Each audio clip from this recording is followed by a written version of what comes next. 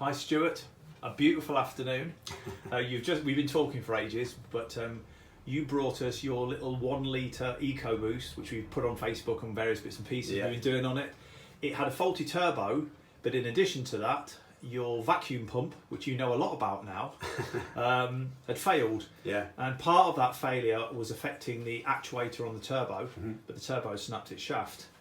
And it was also having an impact on your brake system. So anyway, we replaced the turbo, we fitted a new vacuum pump, and you've road tested the vehicle. We did have a faulty vacuum pump, which we've now resolved, which was a scary experience. But anyway, you've come to pick your car up. I just thought I'd ask you for some feedback on dealing with us.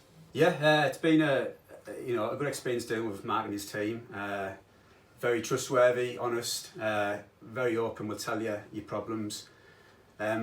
I'd recommend getting the diagnostic.